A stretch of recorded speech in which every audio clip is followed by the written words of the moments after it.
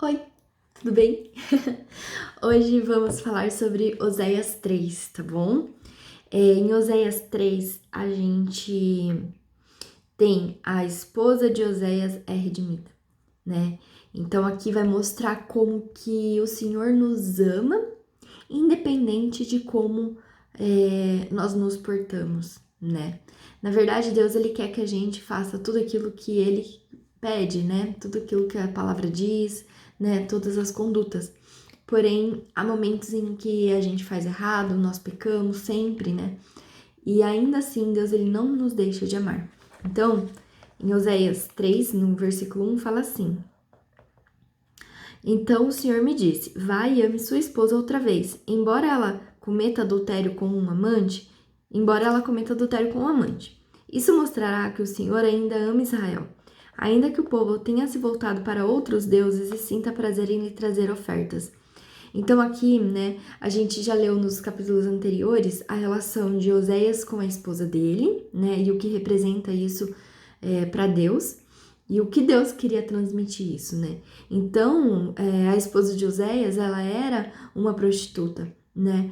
E Deus pede para que ele volte para ela e continue a amar, né? E o que isso representa? Representa Deus. Quando a gente representa a atitude de Deus para com a gente, né?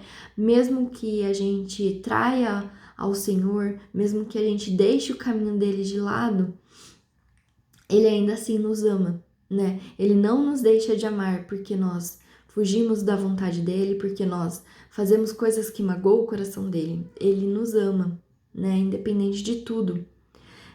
Mesmo a gente sentindo prazer em pecar, ele continua a nos amar, né? Então, assim, não é o desejo do coração do Senhor, né? Que a gente sinta prazer em pecar, mas ele quer demonstrar aqui que mesmo havendo o adultério, porque esse adultério diz a respeito sobre a infidelidade, né, nossa com o Senhor, ainda assim ele continua a nos amar, né? Aí continuando, não tô lendo versículo por versículo, tá bom? Então eu lhe disse: Você viverá em minha casa por muitos dias e deixará de se prostituir. Durante esse tempo não terá relações sexuais com ninguém, e eu também esperarei por você. Então aqui mostra, né, um posicionamento de de não haver relações sexuais com ninguém. E aí no versículo embaixo já explica. Isso mostra que Israel ficará um longo tempo sem rei nem príncipe, sem sacrifícios nem colunas sagradas, sem sacerdotes nem ídolos. Depois disso, porém, o povo retornará e buscará o Senhor, seu Deus, e o descendente de Davi, seu rei. Naquele tempo tremerão em reverência ao Senhor e à sua bondade. Então aqui está falando que houve um tempo em que Israel ficou sem praticar nada, né? Sem sacerdote, sem colunas sagradas. E por que relações sexuais? Porque a nossa relação com Deus ela é tão pessoal, tão estreita, tão íntima, que é como se fosse uma relação sexual. Então, Deus ele quer que a gente tenha uma relação com ele nesse nível de intimidade, né? E, e aí, quando ele diz assim, né? E o povo retornará e buscará o Senhor seu Deus e o descendente de Davi, seu rei.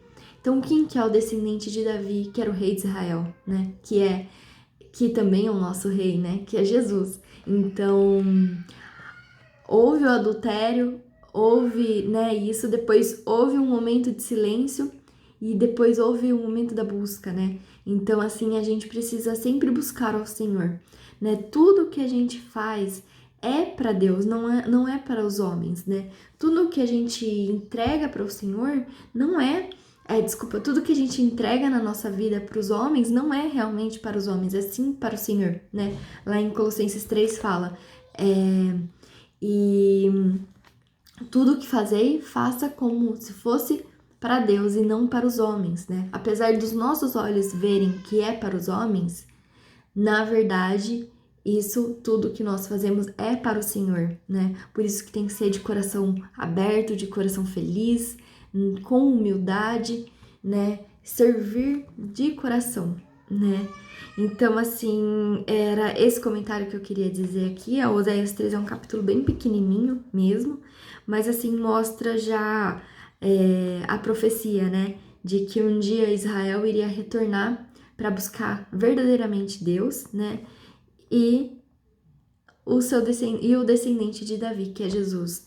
Ainda que muitos não creram, muitos não buscaram, houve aqueles que sim, que buscaram e ainda irão buscar, né?